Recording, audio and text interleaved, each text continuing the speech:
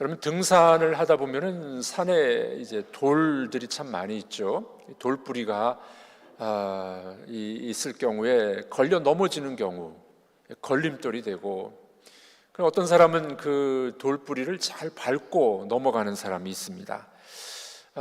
돌을 잘 밟고 넘어가면 또 등산을 쉽게 잘 할 수도 있지 않겠습니까? 어떤 사람은 이 걸림돌에 넘어지기도 하고, 어떤 사람은 이 걸림돌이 아니라 디딤돌이 돼서 쉽게 등산을 하기도 합니다. 운동선수들에게 있어서도 이 경쟁자가 참 필요하다고 합니다. 경쟁자가 있을 때 이 경쟁자가 걸림돌이 아니라 오히려 같이 함께 힘쓰고 경쟁하다 보니 디딤돌이 되는 경우가 허다하다고 합니다. 예전에 우리 이 피겨 여왕이었던 김연아 선수 얼마나 잘했습니까? 김연아가 될 수 있었던 것은 누가 있었기 때문입니까? 일본의 아사도 마오, 그 경쟁자가 있었기 때문에 더 열심히 해서 김연아가 피겨의 여왕이 되질 않았습니까? 그런데 김연아가 은퇴한 이후에 아사다 마오는 여왕의 자리에 올라가지는 못했던 것을 우리는 알게 됩니다. 중국의 장쓰안이라는 사람이 나를 이기는 힘, 평상심이라는 책에서 이런 이야기합니다.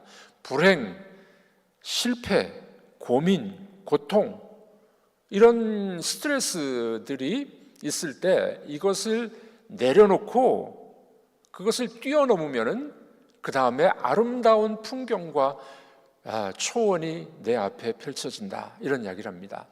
자, 우리 앞에 있는 불안과 실패, 어려움, 이게 이제 걸림돌이 되는 사람은 넘어지지만 이거를 넘어가는 사람은 그 다음에 아주 푸르고 푸른 초원이 우리 앞에 있다는 것을 이야기하고 있습니다.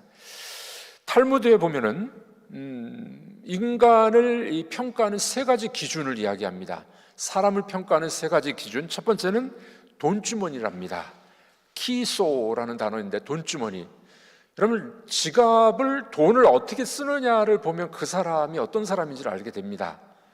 돈주머니는 인간 평가 기준에 제일 좋은 것이라고 합니다. 그래서 일명 이런 말이 있습니다. 돈주머니는 유니버셜 패스포트.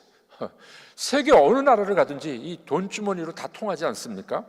근데 그 돈주머니를 어떻게 쓰느냐, 활용하느냐를 보면 그 사람을 알 수가 있다라는 겁니다. 두 번째는 술잔입니다. 코소라는 단어입니다. 술잔. 이 술은 인격을 흔드는 거죠. 술잔은 사람으로 하여금 자제하는 능력을 상실케 합니다. 술 먹으면은 별별 소리 다 하잖아요. 어떤 사람은 춤추는 사람도 있고, 노래 부르는 사람도 있고, 속에 있는 말 다 하는 사람도 있고, 그 술잔을 보면은 이 인격이 보인다는 거죠. 세 번째는 노여움입니다. 카소라는 단어입니다. 노여움. 이 노여움은 작은 거지만 사람으로 하여금 미치게도 만들어요. 화가 나고 노여움이 있다 보면은 눈에 보이는 게 없습니다. 이 노여움, 가장 작은 것이지만은 가장 큰 걸림돌이 될 수 있다 한다는 겁니다. 그래서 이 탈무드에서는 세 가지를 보면은 이 사람이 어떤 사람인지, 그분의 인격을 알 수 있다는 겁니다. 여러분들은 어떻습니까? 여기에 자유로우십니까? 이 세 가지에 걸려 넘어지는 사람들이 있어요. 요즘에 음주운전 때문에 정말 많이 힘들지 않습니까? 나는 괜찮아 하고 술 먹고 운전하는 사람들, 이 중에는 없겠죠? 자기 인격이 보이는 거예요. 자기 인격이 보여. 이 세 가지가 자신을 평가하는데 걸림돌이 될 수도 있습니다.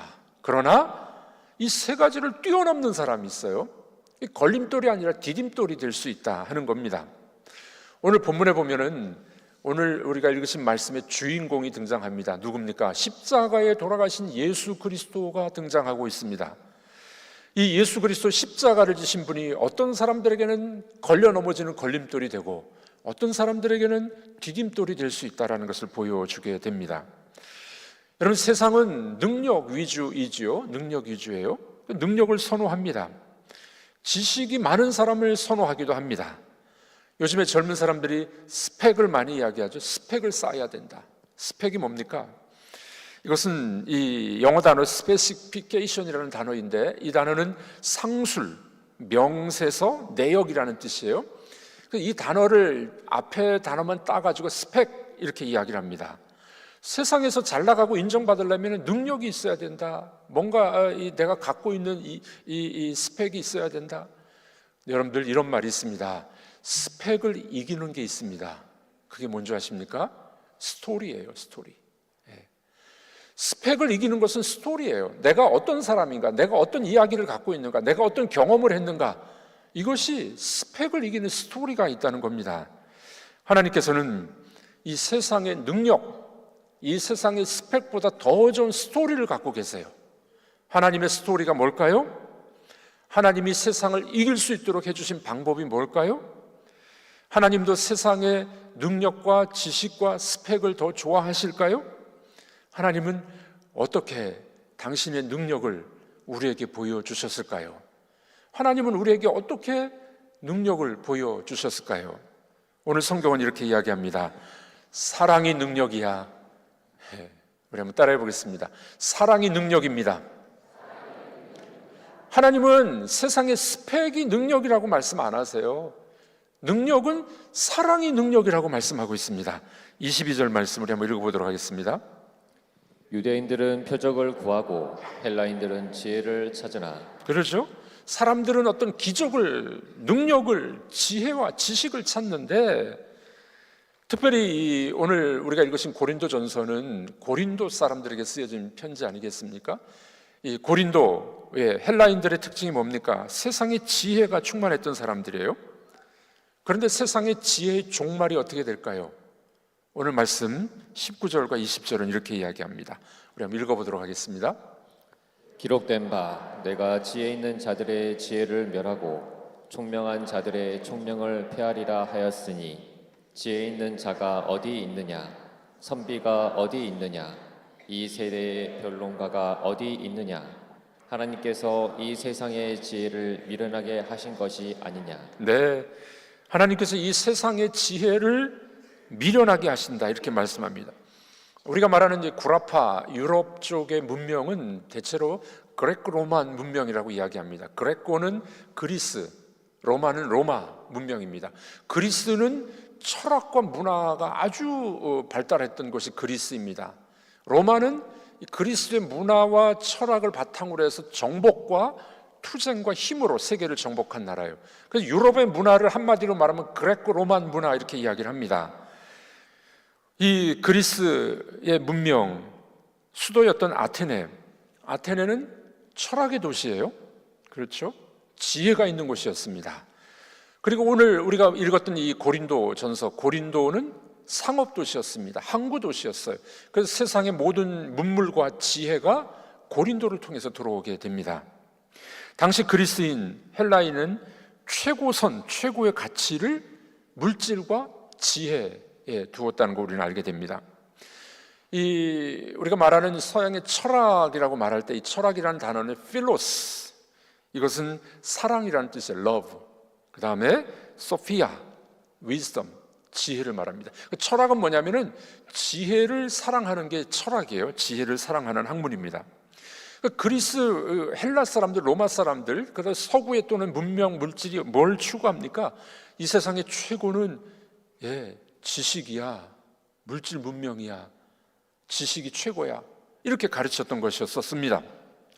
지금 이 고린도전서 바울 사도가 쓰는 이 말씀을 보니 그 당시 고상했던 철학, 뛰어났던 지혜를 갖고 있었던 고린도 지역에게 이야기하고 있습니다. 여러분들, 그러나 이 그리스 철학과 지혜가 사람을 구원할 수 있을까요? 세상의 물질 문명이 우리를 구원할 수 있을까요? 아무리 위대한 철학이라 할지라도 한계가 있습니다. 그래서 이 그리스 철학의 대가였던 소크라테스는 뭐라고 이야기했습니까? 네 자신을 알라. 우리가 아무리 지혜가 있어도 나를 모른다는 거예요. 세상의 철학으로는 우리를 알 수가 없다는 겁니다. 그러므로 세상의 지혜는 결국 구원이 될 수가 없습니다. 능력도 될 수가 없습니다. 삶의 문제를 해결해 줄 수도 없습니다. 그러면 무엇이 우리의 삶에 문제를 해결할 수 있는 능력이 될까요? 우리 삶에 복잡하고 힘들고 여러분들이 많은 고민 속에 있는데 이 복잡한 문제들과 고민을 무엇이 해결해 줄 수 있을까요? 성경은 이렇게 말합니다. 사랑이 답이다. 우리 한번 따라해 보겠습니다. 사랑이 답입니다. 사랑이 답이에요. 아무리 지혜를 사랑하는 철학, 아무리 물질 문명이 발달했던 유럽, 지금은 미국이 패권을 차지하고 있습니다만은 자본주의 좋은 것이지만 그것이 사람을 구원할 수 없다는 거예요. 능력이 될 수 없다는 거예요. 우리에게 해답이 되고 능력이 되는 것은 사랑입니다. 자, 우리 한번 서로 격려하도록 하겠습니다. 사랑이 최고입니다. 믿으십니까? 사랑은 죽어가는 사람도 살리는 능력이 있습니다. 사랑은 인간의 깊은 상처를 치유하는 능력이 있습니다. 여러분, 우리가 지금 이렇게 살아가는 우리의 모습, 내 모습은요, 어렸을 때 부모로부터 어떤 사랑을 받았느냐에 따라서 내 모습이 이렇게 만들어진 겁니다. 나의 자아, 성품, 내 성격은 부모로부터 받기도 했고 또 부모의 영향력 때문에 그런 거예요. 그리고 어떤 분들은 이렇게 막 자기 성격이 좀 싫은 분들 많이 있잖아요. 왜 그런지 아십니까? 부모의 사랑을 많이 못 받아서 그래요. 부모의 사랑. 사랑이 해답인데 사랑이 왜곡되어 있고 부모의 사랑을 어렸을 때 받지 못하면은 그것이 평생 내 성품과 성격이 되어버린다는 겁니다. 여러분들, 사랑이 답인데 성경은 이렇게 이야기합니다. 이 사랑은 부모의 사랑도 중요하지만 하나님의 사랑이 답이다. 그 사랑은 죽어가는 사람도 살릴 수가 있습니다. 사랑은 그 어떤 상처도 해결해 줄 수가 있습니다. 사랑으로 문제를 접근해야 된다는 겁니다. 사랑으로 사람을 바라봐야만 됩니다. 그래서 우리는 이런 이야기를 할 수 있습니다. 교회는 싸우는 곳이 아니라 사랑하는 곳입니다. 그럼 따라해 보겠습니다. 교회는 싸우는 곳이 아니라 사랑하는 곳입니다. 교회가 문제도 있을 수 있습니다. 사람이 있는 곳이기를. 그러나 교회는 싸우는 곳이 아니에요. 교회는 문제만 드러내는 곳이 아닙니다. 교회는 하나님의 사랑으로 사랑하는 곳, 사랑의 교회가 되어야 될 줄로 믿습니다. 하나님께서 그렇게 하셨습니다. 도저히 해결할 수 없는 인간의 죄악의 문제, 타락의 문제, 도저히 구원할 수 없는 인간의 문제를 사랑으로 덮어주셨어요. 하나님은 사랑으로 우리를 덮어주셨어요. 사랑으로 용서해 주셨습니다. 그러므로 사랑은 덮는 겁니다. 자, 이렇게 한번 덮어보실까요? 사랑은 덮는 겁니다. 사랑은 덮는 거예요. 사랑은 용서하는 것이고 덮는 것이고, 그러므로 사랑이 곧 능력이에요. 세상은 지혜가 능력이라고 말하고 돈이 능력이라고 말하는데 하나님은 사랑이 능력이라고 말합니다. 사랑이 능력이에요. 어느 목사님이 목회가 참 어려웠답니다. 교인들 보면은 별별 사람들 다 있거든요. 하여간 힘들었대요, 목회하기가. 근데 어느 날 밤 꿈을 꿨는데 이 목사님이 길을 걸어가는데, 제가 아니에요. 다른 목사님은 꼭 설교하고 나면 또 잘못 들어져가지고 제가 아니라 어느 목사님이 꿈을 꾸는데 이 길 가운데 오물이 있는 거예요. 일명 똥이 있는 겁니다. 너무 더러워가지고, 근데 아무도 안 치운대요, 이 똥을. 근데 갑자기 큰 보자기가 하나 나타난 겁니다. 그리고 하나님의 음성이 들렸어요. 그 아무도 안 치우는 똥, 네가 이 보자기로 좀 덮어라. 그 보자기로 덮었대요. 덮으니까 이제 이 오물이 안 보였겠죠. 근데 조금 있다가 이 보자기가 찢어져가지고 이게 삐져나와서 그 목사님이 꿈속에서 이걸 깨달았답니다. 아, 내 보자기가 찢어지면 안 되겠구나. 내가 덮어줘야 되는데 내가 찢어지면 안 되겠구나. 큰 깨달음이 있었다고 합니다. 꿈이었지만 참 의미 있는 이야기가 아니겠습니까? 사랑은 덮어주는 거예요. 남의 허물을, 남의 죄를 떠벌리는 게 아닙니다. 하나님의 사랑은 덮어주는 것입니다. 여러분들, 이야기하고 떠벌리고 사람에게 이야기하면 시끄러워져요. 아무도 해결 못합니다. 아무도 해결을 못해요. 서로 자존심 때문에 싸우기도 합니다. 그러나 오물과 죄의 문제는 덮는 겁니다. 덮되 사랑으로 덮는 거예요. 사랑은 허다한 죄를 덮느니라. 성경은 그렇게 말씀하고 있습니다. 하나님께서는 이 덮는, 사랑으로 덮는다는 것을 보여주기 위해서 구약에서 희생제물을, 동물을 잡게 하셨어요. 동물을 잡으면 어떻게 됩니까? 그 피가 나오죠. 피를 뿌리게 됐었어요. 피로 뿌린다, 뿌리고 바르고, 이게 무슨 뜻이냐면 덮는다는 의미예요. 덮는다는 의미. 신약에서는 이것을 예수 그리스도의 십자가의 죽음으로 이야기합니다. 예수 그리스도가 십자가의 죽으심으로 피 흘리셨는데 그 피가, 예수의 피가 우리를 덮어주셨어요. 우리가 죄인일 때, 우리가 회개도 안 했는데, 우리가 나쁜 짓을 했는데, 하나님을 떠나서 하나님을 몰랐는데 예수의 피가 우리를 덮어주신 것입니다. 그래서 하나님은 뭘 보시느냐? 우리와 우리 죄를 보시지 않고요, 예수의 피를 보시는 거예요. 예수의 공로를 보시는 겁니다. 그래서 우리를 어떻게 해요? 하나님은 사랑의 눈으로 보시는 겁니다. 여러분들, 그러므로 사랑은 덮는 것입니다. 덮는 것이 능력이에요. 따지고 재판하고 내 이득을 위해서 내가 돈을 차지하고 내 것을 차지하고, 이게 능력이 아니라 진짜 능력은 덮어주는 게 능력이에요. 아무도 아멘을 안 하시네. 아멘이십니까?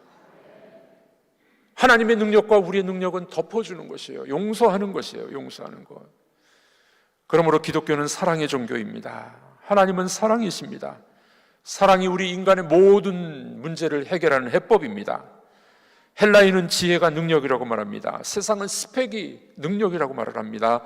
그러나 하나님은 사랑이 능력이라고 말합니다. 그러므로 우리들도 서로 하나님의 눈으로 서로를 사랑하고 덮어주는 하나님의 사람들이 되시기를 바랍니다. 그런데 이 사랑은요, 좀 바보 같아. 그렇죠? 우리 인간이 보면 너무 바보 같아. 여러분들, 오늘 집에 돌아가셔서 내가 누구를 사랑해야 될지, 내가 누구를 덮어줘야 될지 한번 생각해 보시기를 바랍니다. 사랑으로 덮어주는 오늘 일 되시기를 주의 이름으로 축복합니다. 시어머니를 덮어주시면 어떨까요? 며느리를 좀 덮어주시면 어떨까요? 나를 힘들게 하는 그 친구, 때로는 원수 같은 그 친구 덮어주면 어떠하실까요?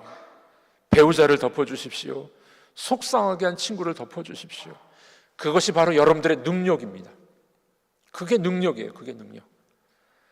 자, 그러면은 사랑이 능력이라고 말씀하셨고 덮어주는 것이 능력이라고 말씀하셨는데, 이 능력이 어떻게 구체적으로 나타났을까요? 오늘 성경은 이렇게 이야기합니다. 두 번째로, 하나님의 그 능력은, 사랑의 능력은 희생으로 나타났다.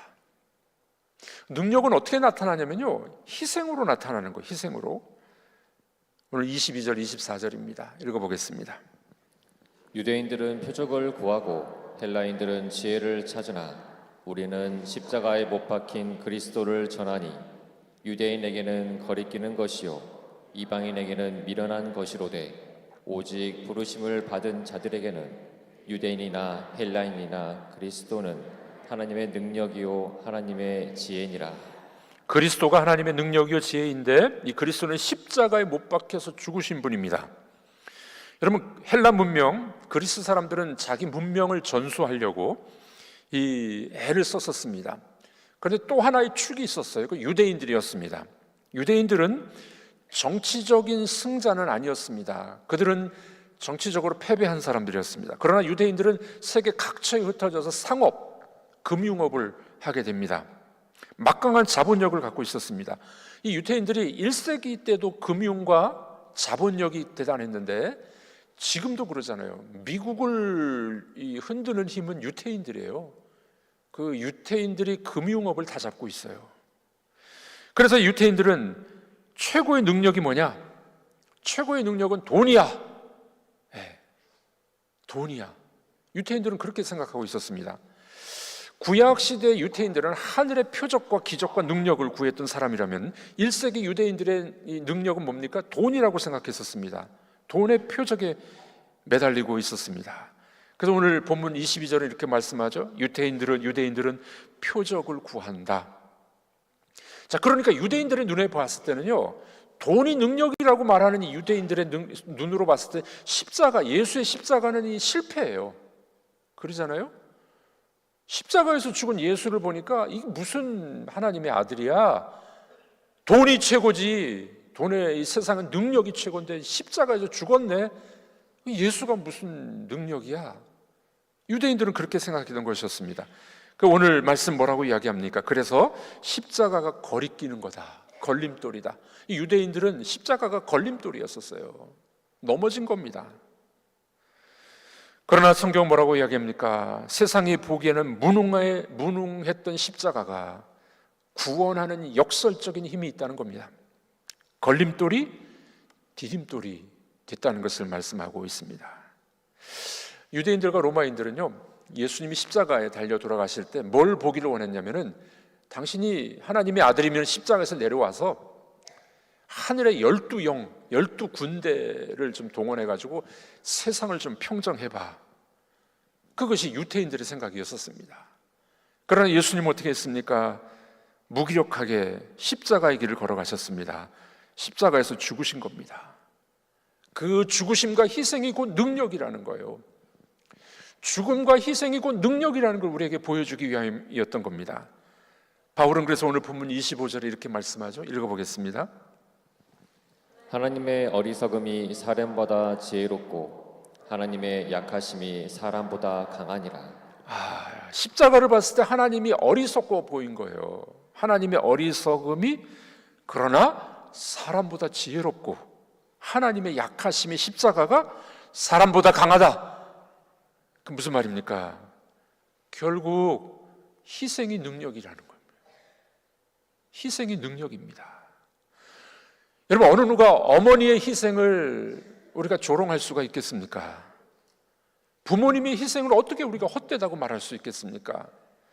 누가 주님의 희생을 잘못됐다고 말할 수 있겠습니까? 희생만이 진정한 능력입니다. 희생이 진정한 능력이에요. 어떤 한 자매가 십자가 목걸이를 하고 다녔어요. 요즘에 십자가 목걸이 하는 사람들 많이 있죠. 근데 이제 이 교회는 나오는데 십자가 목걸이는 했는데 생활을 보니까 엉망이야. 믿음도 별로 없는 것 같아요. 그 옆에 있던 형제가 이렇게 이야기합니다. 자매님, 십자가는 그렇게 목에만 매달고 다니는 게 아닙니다. 십자가는 날마다 지는 겁니다. 근데 이 자매가 목걸이를 뒤로 획 돌리면서 이렇게 하는 건가요? 십자가는 지는 겁니다. 그래서 성경은 십자가가 곧 능력이라고 이야기합니다. 결혼 20년 차가 된 부부가 애정이 식은 것 같았습니다. 그 부인이 남편에게 불평을 합니다. 애정이 식었다고. 믿음이 있었기 때문에 이 부인이 남편에게 말합니다. 여보, 목사님에게 가서 좀 조언을 들으시오. 어떻게 하면 우리가 애정이 다시 살아날 수 있을지. 이 남편이 목사님에게 가서 상담하고 돌아왔는데 집에 오자마자 아내를 번쩍 안아버렸습니다. 안고 집안을 막 돌아다니는 거예요. 깜짝 놀란 아내가 물어봅니다. 아니, 도대체 목사님 뭐라고 얘기했길래 나를 이렇게 안고 다니냐고. 글쎄 말이야, 목사님이 당신이 내 십자가래. 그래서 지고 다녀야 된대. 여러분, 결국 십자가는 희생과 죽음 아닙니까? 희생이 능력이에요. 희생으로, 그리스도의 죽으심과 희생으로 우리가 구원받지 않았습니까? 그분의 죽으심이 곧 구원의 능력이 된 줄로 믿습니다. 우리 한국 교회사에 유명했던 분 중에 한 분이 김인서 목사님이라는 분이 계십니다. 이분은 연세대학교에서 이분을 기념하기 위해서 기념 강좌를 매년 하고 있습니다. 원래 이 김인서 씨는 목사님이 아니었는데 처음에는 독립운동을 열심히 했습니다. 함경북도 화령에서 교편 생활을 하다가 3.1운동이 일어나자 독립운동을 하게 됩니다. 상해 임시정부와 이 내통 긴밀하게 연락하면서 그 독립운동을 뒷바라지하다가 그만 들통이 납니다. 그래서 일제에 의해서 4년 동안 감옥살이를 하게 되죠. 근데 이 김인서 목사님이 이 감옥에 들어가서 아주 깊은 신앙의 체험을 하게 됩니다. 이분이 쓴 글입니다. 이런 글이 있습니다. 나는 예수교에 입교한 지 10년이 지나도록 내게 죄가 있다는 것을 깨닫지 못했습니다.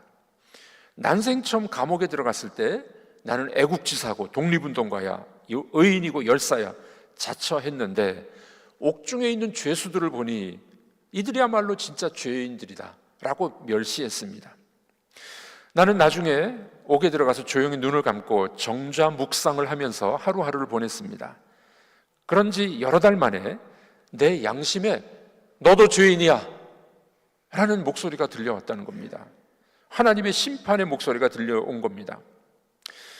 그가 깨달은 바가 있는데 옥중에 있는 죄수들은 세상의 재판장에 의해서 판결을 받았지만 나는 하나님께로부터 유죄 판결을 받은 나쁜 놈이구나.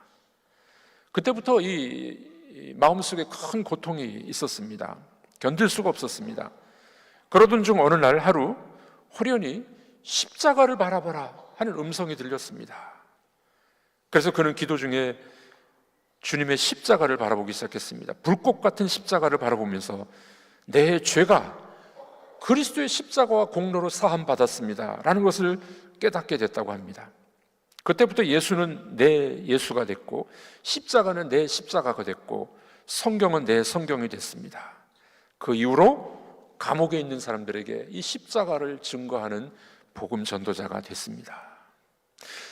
이 김인서 목사님의 글을 보니까 그분의 신앙 체험의 중심에는 십자가가 있었어요. 십자가가 주님의 희생과 죽음이 능력이었고 주님의 희생과 사랑이 그를 살려줬던 능력이 됐던 것이었습니다. 여러분들, 십자가는 희생이었고 희생이 곧 능력입니다. 십자가에서 죽은 예수가 우리를 살리신 것이 우리에게 능력이 된 줄로 믿습니다. 하나님은 사랑으로 우리를 덮어주셨는데 그 사랑은 어떻게 나타났다고요? 십자가로 나타난 거예요. 희생으로 나타난 것입니다. 그래서 우리가 구원받은 줄로 믿습니다. 자, 그러면 우리는 어떻게 살아가야 될까요?